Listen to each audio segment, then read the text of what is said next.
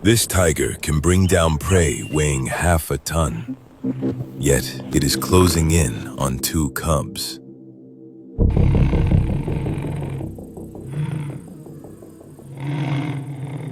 In nature, much like a ruthless economy, energy comes before ego. Minimal resistance means minimal expenditure, but in a landscape defined by chronic scarcity, nothing is ever that simple. In a sprint, the cubs are merely unfinished predators lacking a safety net not yet built for survival.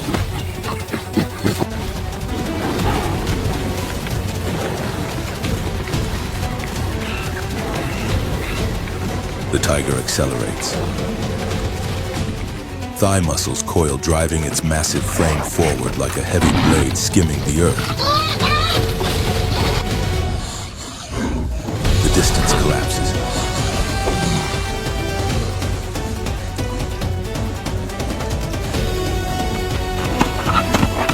And then a dark, shaggy mass cuts across the line of attack. The mother bear does not flee. Bearing the solitary burden of motherhood, she charges straight into nearly 440 pounds of apex muscle.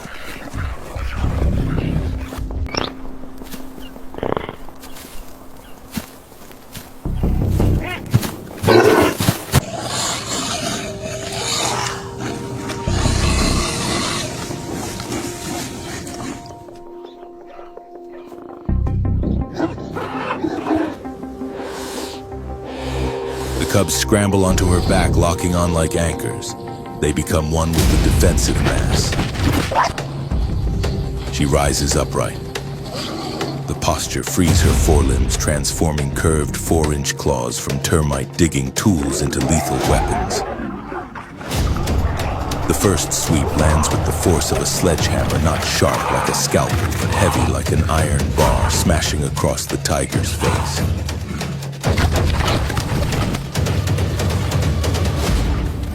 The tiger lunges. If it can flip, her smaller frame jaws will clamp onto her throat within seconds, a bite powerful enough to crush the shoulder bones of a sambar deer.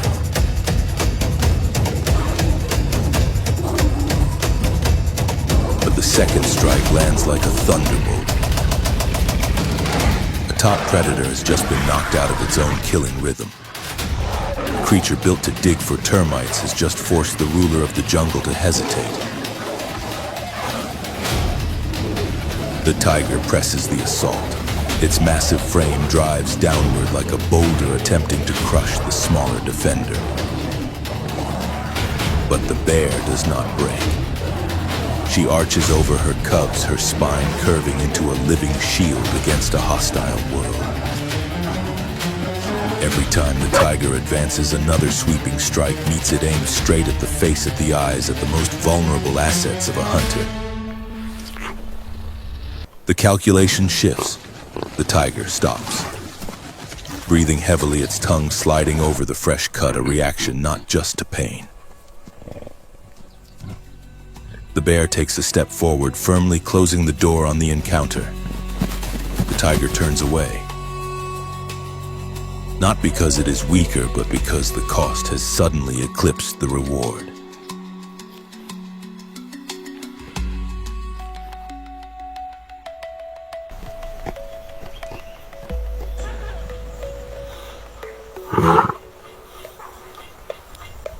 A male tiger controls territory spanning dozens of square kilometers. In an ecosystem like Kanha, where large prey is unpredictable, a single week of failed hunts rapidly drains muscle mass. And in a landscape defined by fierce territorial scarcity, physical weakness means sudden eviction by a stronger rival.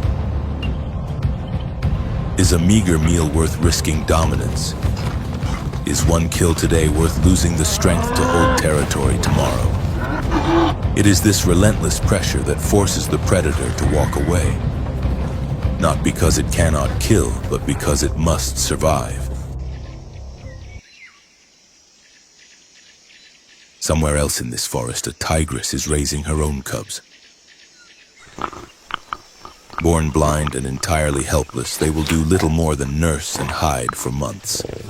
It takes nearly 2 years before they can hunt independently. During that entire period, their existence hinges entirely on the mother's physical condition. A tigress with cubs must hunt more frequently and take greater risks, yet preserve her body at all costs. In the wild, there is no convalescent leave. The body is the sole asset. And the hungry mouths waiting in the shadows do not care about a predator's fearsome reputation. They only know they need meat.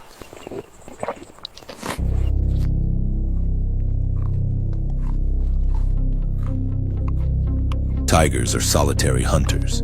They do not rely on a pack. With a wild success rate hovering around just 10 to 20%, every charge is a massive energy investment. Every wound accrues a crushing biological debt. Sloth bears, by contrast, are not apex killers. They subsist on termites, ants, and honey. Their eyesight is poor. Yet when cornered, they counterattack with such explosive ferocity that even a tiger is forced to recalibrate.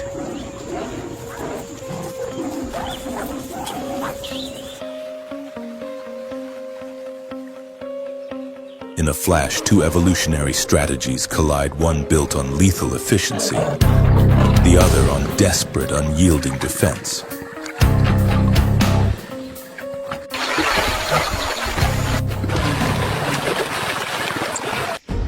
It begs the ultimate question: can a creature built to dig for termites truly force the undisputed ruler of the food chain to yield?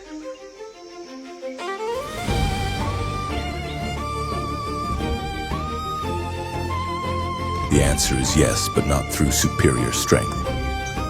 In the wild, the longest lived are rarely the most aggressive.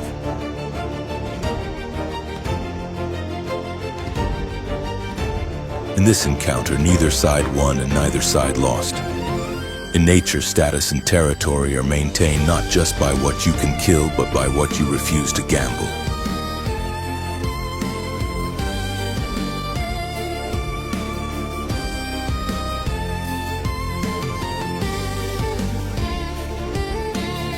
And sometimes what makes a predator truly formidable is not the fatal strike. It is the absolute discipline to walk away before the cost becomes too high.